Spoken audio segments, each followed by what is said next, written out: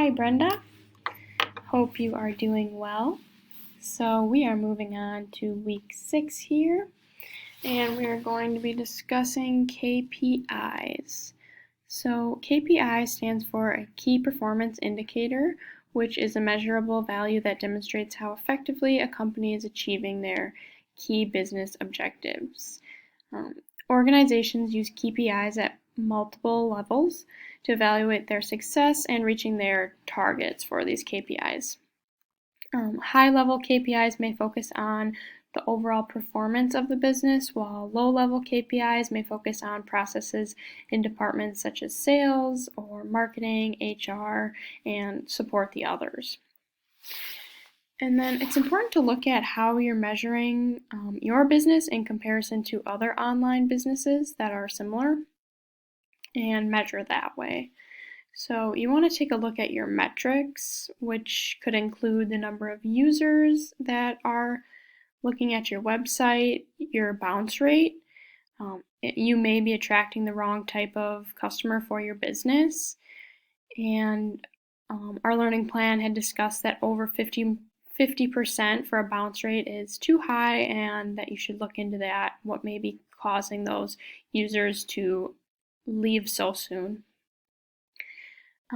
Take a look at order sizes, so how many items from your website are they actually putting in their cart and then purchasing, your conversion rate, average order value, so a dollar amount for that one, and then the most important aspect is, are these customers coming back? So are they just one-time buyers, or are they advocates buying numerous times now for your company?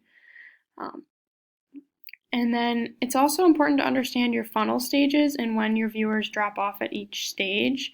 So before reaching the end goal of purchasing your products, if you look at your customers at each of those stages and turn that into a percent value, and then you can take that percent and actually give it a numerical value as far as purchase price. So if you say one customer is spending an average of $100, then you can use each stage of that funnel to see the dollar value for that. And you can see just do this based off of your average sale price. You can also use this stages funnel if you're trying to measure a specific event as well that you have been promoting on your page. Just an additional note that I saw is that publishing video content can get your viewers to kind of search further on your web page, as we had seen shown on ESPN's website. And then I thought it was really cool that you can enter an event code into Google Analytics to track that data.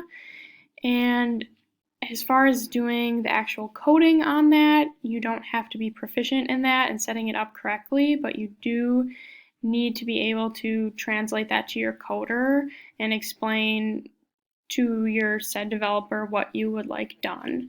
And then they're able to measure that event as well by putting in that event code. I also took a look at the things that affect KPI on an app, and I thought that was rather interesting, as far as color, your app icon, positive reviews, and information listed within your app as well. And then an activation rate is the number of people that actually open and register for your application or game once it is downloaded. A lot of people actually can just download an app and they don't even end up opening it at all and creating an account. So that's rather interesting. A lot of these aspects don't apply to the LTC cafeteria, but I did try to take a deeper dive into learning about KPIs and what the benefits are. Thanks.